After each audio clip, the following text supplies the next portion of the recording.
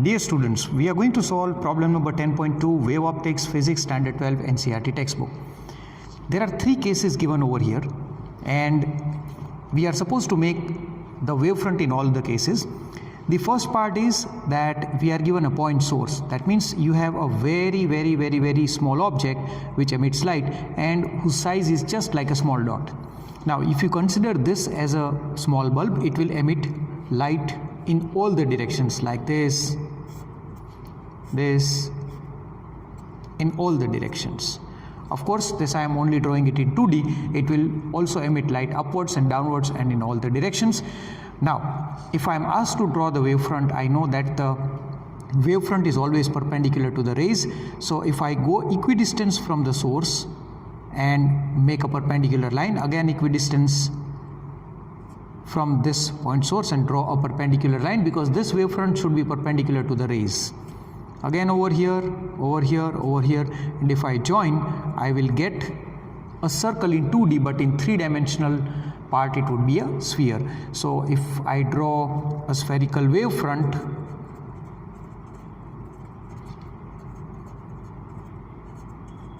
it has to be equidistant from the source.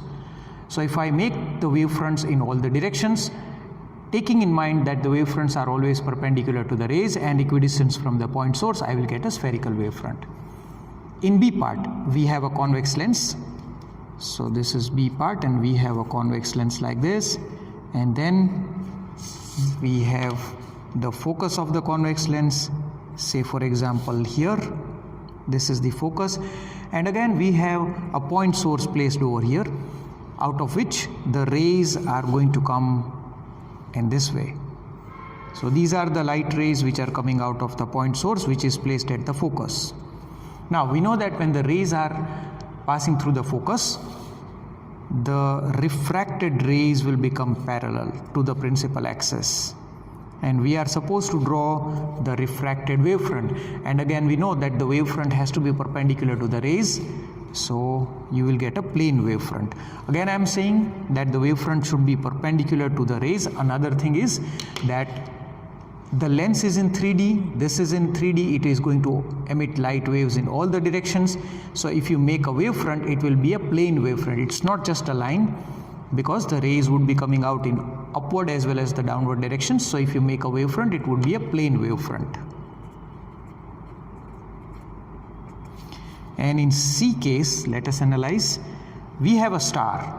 So stars are actually very huge, and they are at an infinite distance away from the earth. So if I draw the earth over here and roughly a small star which is at very large distance away from the earth, it appears to be small, but it is, it might be even greater than the sun. So since this star is an object which is going to emit light, and it is situated at a distance infinity from the earth, so earth, when it will receive the light rays would be parallel. And just now we saw that if the light rays are parallel, the wavefront has to be plane, like this, because the wavefront has to be at an angle of 90 degrees with the rays. Now again it would be a plane wavefront, because we are only confining ourselves to 2D, but the rays are also above and below, so it would be a plane wavefront.